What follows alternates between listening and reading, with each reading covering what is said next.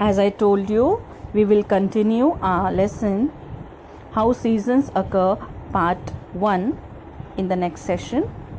So let's try with the experiment. Before the geographical explanation, there's an experiment. So first, a little explanation for you. You must have noticed the change in the duration of daytime and the night time from 19th June to 28th June. We followed the table and we read the timings in the table which was given to you all here. And according to this table, we saw the changes in the duration of the daytime and the night time. It takes 24 hours for the earth to rotate around itself. It rotates from west to east. We can measure the time in terms of days because of the earth's rotation. It's only because of the earth's rotation we can measure the time in terms of days. Sunrise. If you divide the day, how will you divide one day? How it is divided? The sunrise, midday, that is afternoon, sunset. So this picture can show you the night time and the daytime. Daytime and the night time together makes one complete day. Now try this. This is the experiment of the shadow. Paste a large white paper on one side of the table. Paste a large white paper on one side of the table. Place a torch in front of the table in such a way that it wouldn't move. Stand a rod or a candle between the white paper and the torch. Direct the sunlight, we can say here, the torch beam or the light beam of the torch in such a way that the shadow of the rod or the candle falls on the paper. You can see in this picture the shadow fallen on the paper. Mark the position of the shadow on the paper. Here the position is marked with a cross.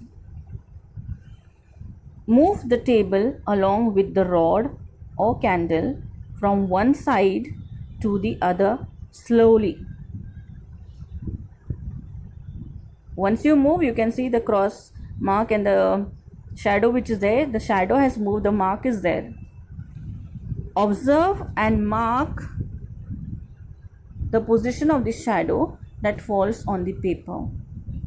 Note the change in the location of the shadow. You can see there will be a change in the location of the shadow. If you mark the position here, you can see the change in location of the shadow. Yes, you can see this. Then there's a change in the position.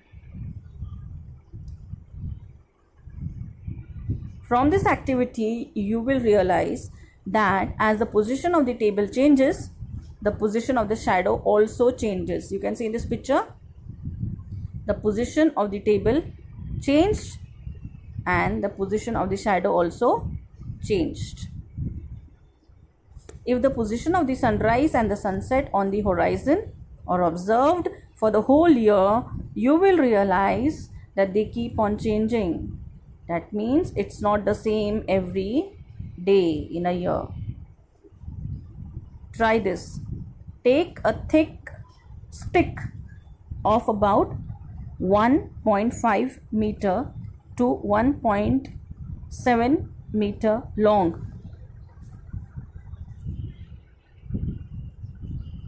Keeping some distance, fix the stick near a wall that receives sunlight at the time of sunrise or sunset throughout the year.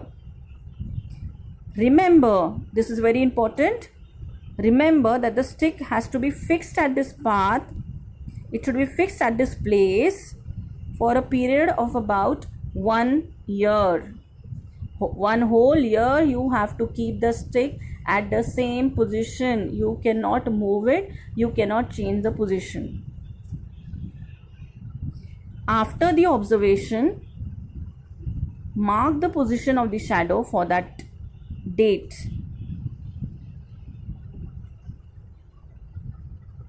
So, if the position of the shadow changes, measure and note the distance between the earlier and the changed position.